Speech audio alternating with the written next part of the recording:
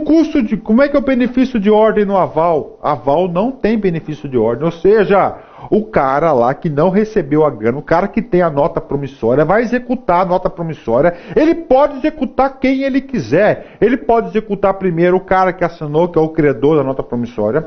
Segundo, ele pode executar o avalista.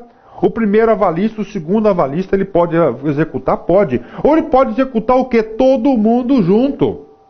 Pronto. É claro, o cara vai executar todo mundo junto. Logo, uma ação só já vai o quê?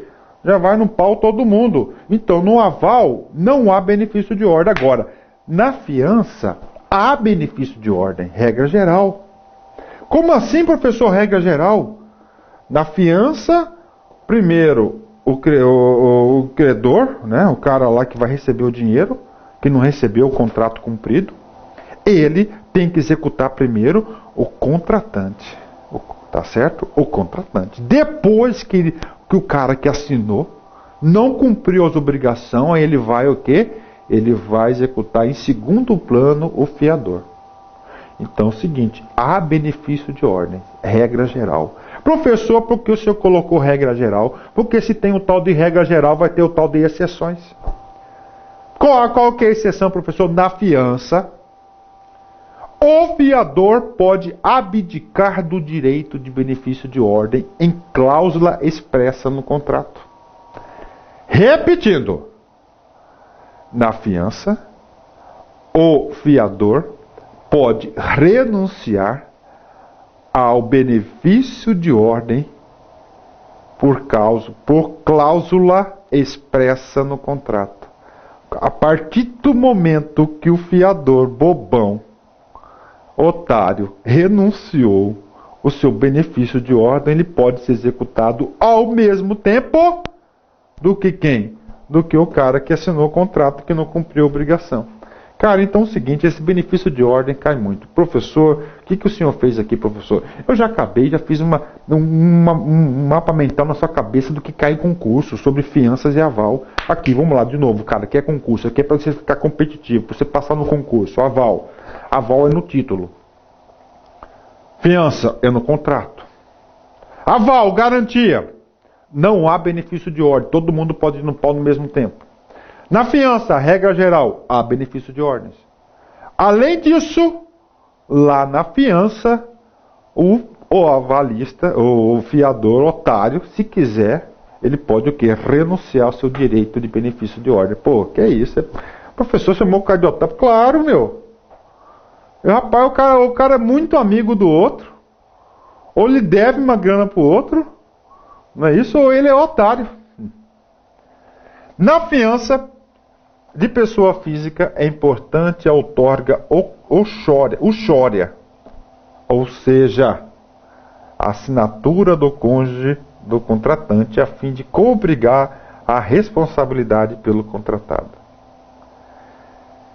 Professor, o chória, a gente vai tratar esse assunto já já. Vou pular, vou só terminar esse aqui. A fiança é uma garantia contratual, é no contrato. E não cambial, o que significa que é uma garantia sempre dada em contratos. Já expliquei. Vamos voltar no tal do chória. Na fiança de pessoa física, não jurídica, na prova vai falar que a outorga o chória é de pessoa jurídica, não é de pessoa física. É sempre a outorga o chória, ou seja, a assinatura do cônjuge do contratante a fim de coobrigar. Então é o seguinte, cara. Olha só, lá na fiança, se você é casado, você tem que ter assinatura de quem? Do seu cônjuge. Isso é para quê? Isso para ter a outorga o chória. A prática de determinados atos é que a lei exige que a pessoa casada tenha o consentimento do outro cônjuge, marido ou esposa. Essa autorização é que se denomina outorga o chória. Então a própria legislação já determina que num caso de fiança, eu estou dizendo fiança, não estou dizendo aval, não é isso? No aval é recomendado que você pegue a assinatura lá da mulher lá para ser coavalista, mas não há essa necessidade. Agora, na fiança, a legislação já diz que tem que ter o consentimento do cônjuge. Esse consentimento do cônjuge chama-se palavrão, essa palavra feia, chamada de ortorga uxória. Alguns autores fazem distinção entre os termos de ortorga uxória e de ortorga marital. Cara, marital é do marido. Uxória vem do que? Da mulher. Sendo que, primeiro caso, trata da autorização dada pela mulher. Então, a autorização pela mulher vai ser ortorga uxória. E no segundo caso, tal da ortorga marital, estaria se referindo à autorização exclusiva do homem. Contudo, com o advento da Constituição da República, que o homem e a mulher são iguais perante a lei, e além disso o Código Civil de 2002, tem-se a notícia de que a distinção se enfraqueceu. Haja vista que ambos os cônjuges, tanto o homem e a mulher, possuem igualdade de direitos e obrigações, inclusive quanto à capacidade de dispor de dos bens que pertencem ao patrimônio comum. Ou seja, então hoje essa marital e uxória não existe tanta diferença. Assim, essa distinção entre ortorga uxória e ortorga marital está sendo superada, embora ainda persistam alguns posicionamentos contrários. Finalizando a ortorga uxória, dessa forma, de maneira geral, a ortorga uxória deve ser entendida como necessária participação de um dos cônjuges nos negócios realizados por outro, quando o ato praticado puder prejudicar o patrimônio familiar. A outorga uxória é necessária em diversos atos potencialmente lesivos, como o caso do cônjuge que vai prestar fiança ou aval, por exemplo. Quando a outorga uxória é exigida por lei, a falta dessa autorização pode repercutir na validade do ato praticado pelo outro cônjuge. Portanto, a outorga uxória tem por objetivo proteger o patrimônio comum do casal contra atos que possam dilapidar o patrimônio de uma família. Professor, se caiu o tal da uxória, eu tenho certeza que você vai acertar, que significa que a uxória é o que? É o consentimento do outro cônjuge no processo de garantia. O que diz o Código Civil? Artigo 1647. Ressalvado o disposto no artigo 648 do CC, nenhum dos cônjuges pode, sem autorização do outro, exceto no regime de separação absoluta. Cara, isso aqui cai em concurso. O cara casou com a separação total de bens. Se ele casou no regime de separação total de bens, não há necessidade do cônjuge vir o quê? Vir dar autorizo. Por que não precisa, professor? Porque ele casou com regime de separação total de bens. Alienar ou gravar de ônus real bens imóveis. Bom, Lenildo, seja bem-vindo aí, meu filho. Já? Obrigado. 2. Pleitear como autor do réu acerca desses bens ou direitos, ou prestar fiança ou aval. Lembrando, olha só, se o casamento for com separação total de bens, não há necessidade da patroa assinar nem a fiança e nem o aval, que é garantias bancárias do nosso assunto. Importante, tanto no aval quanto na fiança é necessária a anuência do cônjuge. No caso do aval não era. Opa, se era um detalhe, já tinha desapercebido. Com o novo código, não era. Agora, com o novo código passou a ser, exceto no caso de separação absoluta de bens. Isso aqui foi explorado no concurso do BASA 2012, do SESC. A gente vai fazer a questão já já. A autorização do marido é chamado de tal de ortorga marital. Já pensou, cara, você vai fazer um concurso para área bancária? Cai lá, ortorga marital. Pelo amor de Deus, que essa é a pegadinha do concurso. Autorização da esposa, ortorga uxória. A fiança pode ser dada para o total da dívida ou parcialmente. O aval somente do título. Por quê? Porque o aval é o título, gente. A fiança é o quê? A fiança é no contrato. Garantias reais. Nós estudamos todas as garantias pessoais. Agora vamos estudar sobre as garantias reais. Reais significa dizer que é uma garantia sobre o quê? Sobre coisas. Professor, papo reto para concurso. Quais as garantias reais que eu devo saber? 4. Quais são? Alienação fiduciária, caução, penhor, hipoteca. Acabou. Acabou. É só isso, professor. Então bora, vamos continuar nossa aula aqui. No caso de empréstimos bancários, também podem ser solicitadas garantias por meio de penhor ou hipoteca. Em outros financiamentos, como automóveis, imóveis, a garantia pode ser de alienação fiduciária de coisa móvel ou de coisa imóvel ou hipoteca. Pronto, garantias reais. Vamos lá estudar primeiro. Alienação fiduciária. Professor, eu conheço esse cara aí. Eu comprei uma moto parcelada, professor, e me fizeram um tal de alienação fiduciária. Exatamente. Então, alienação fiduciária é o seguinte, cara. Vou dar um exemplo para vocês aí, para ficar fácil o entendimento. Primeiro, você quer comprar uma moto, não tem dinheiro. Você tem o dinheiro da entrada. E a revendedora quer vender a moto para você. O que você faz? Você vai lá na concessionária, os caras loucos para vender, vende a moto para você. Você faz um financiamento junto a um banco, uma financeira, um banco vinculado à concessionária. O banco vai fazer o seguinte, ele vai passar a posse da moto para você.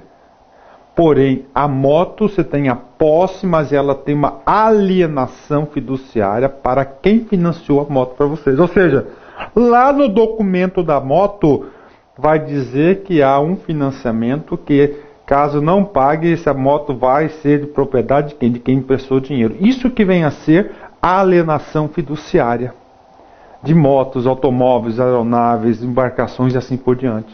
Vamos estudar um pouquinho o que diz o Michaelis. Dicionário. Definição segundo o dicionário Michaelis. Moderno dicionário da língua portuguesa. Alienação fiduciária. Ação ou efeito de alienar. Alienação. Cessão de bens. Desarranjo das faculdades mentais. Não é o caso. Alienado, né? Arrebentamento. Elevo. Transporte. Indiferentismo moral, político, social ou mesmo apenas intelectual. Antom, engajamento, participação mental, loucura. No nosso caso aqui é o item 1 e o item 2. Ação e efeito de alienar, alienação, cessão de bens. Pronto, cessão de bens. Isso que vem a ser o quê? Alienação fiduciária. Então, definição para a matéria, para a nossa aula de garantias bancárias. É o contrato no qual o devedor transfere ao credor a propriedade de bens móveis para garantir o pagamento de dívida, com a condição de tornar a ter a propriedade do bem quando liquidar a dívida. Pronto. Professor, eu posso incluir aqui a propriedade de bens móveis, né? Posso aqui, ó, bem móveis, completar o quê? Automóveis, motos, aviões, embarcações, não é isso? Para garantir o pagamento de dívida com a condição. Então você compra o carro, você fica com o carro, só que na propriedade do carro diz que o carro não pertence a você, que você somente terá direito a esse carro caso você venha liquidar a dívida. Pronto, alienação fiduciária. Mais a primeira aula, vocês o que? Vai estar competitivo. Gente, isso aqui é a aula de garantias bancárias parte 2, uma aula mais avançada. O que acontece? Você tem que estudar as duas aulas. As duas aulas. Por quê, professor? Porque eu não estou repetindo o que eu falei na primeira aula. Isso aqui é uma aula que eu estou completando alguns assuntos que ficaram ausentes na primeira aula, porque agora esse concurso do BASA é um concurso que está cobrando muito garantias bancárias. E 70 questões, como eu já bem disse no começo da aula, foram cobradas 11 questões. Então a gente fez um reforço pedagógico e nós iremos fazer. Agora, sobre alienação fiduciária, você vai ter que assistir a primeira aula, cara. Não tem jeito, cara. Porque lá eu falo mais detalhes. Por exemplo, na primeira aula, o professor falou bastante sobre alienação fiduciária e eu falei bastante sobre o penhor. Falei pouco sobre... Não falei calção e falei pouco sobre hipoteca. E nessa aula a gente vai falar bastante sobre hipoteca e nós vamos falar sobre o penhor. Agora chegou o que? Aliás, calção, que não foi falado na aula primeira parte. Aqui é a calção. Professor, o que é esse calção? Cheque calção? O que é o cheque calção? Algo que você deixa para o seu credor, não é isso? Você deixa alguma coisa para calcionar uma dívida sua. Você deixa alguma coisa para o cara para ter o quê? Para calcionar a sua garantia bancária. Definição. É um penhor de um direito não material. Por exemplo, o crédito. Para haver uma distinção do penhor de títulos e direitos creditórios, o penhor tradicional, onde existe a transferência do bem móvel, é denominado calção. Professor, eu quero um dinheiro. Tudo bem. Eu te empresto, mas você tem que deixar o seu carro aqui calcionado para mim. Então isso vem a ser o que? A calção. A única diferença do calção do penhor é que no calção você vai deixar o que? A posse, a transferência, ó. O que? A tradição. O que é tradição? A tradição, gente, é a entrega da coisa. Existe a transferência do bem imóvel. Ou seja, você passa o carro. Isso que vem a ser o calção. É denominado o que? De calção. A calção acarreta um direito sobre o outro direito. Daí ser essencial, quer seja a entrega dos títulos para caracterizar esse tipo de garantia. Os direitos cedidos podem ser penhor, hipoteca, depósito em dinheiro e outros valores. Professor, eu posso deixar ações minhas como calção? Claro que pode. Você tem um quê? Então, calção tem que ter a entrega, a tradição. A tradição é a efetiva entrega. Isso que vem a ser a tradição. Calção. Não são os títulos em si, ou seja, papéis fisicamente, que são dados em garantia, mas sim o direito que esses representam por terem valor econômico, podem ser oferecidos em garantia em uma operação. O credor recebe títulos em calção, é chamado de mandatário. Opa! Então quem recebe um título, uma coisa em calção, chama-se mandatário. Tá certo? Mandatário. Exemplo de títulos calcionáveis: letras de câmbio, duplicatas, notas promissórias de terceiros, ações de empresas de capital aberto e outros títulos cambiais. Pronto, então isso que vem a ser a calção, gente. Então, calção, não tem que falar muita coisa não, é coisa simples, calção. O que vem a ser calção? Calção você tem que lembrar que é o quê? É uma forma de uma garantia. Papo reto. Garantia o quê? Garantia real. Sobre alguma coisa. Nesse tipo de calção, a propriedade do bem, a posse passa para o terceiro. Isso que difere do quê? Do penhor. Tá? Do penhor. Pronto, professor.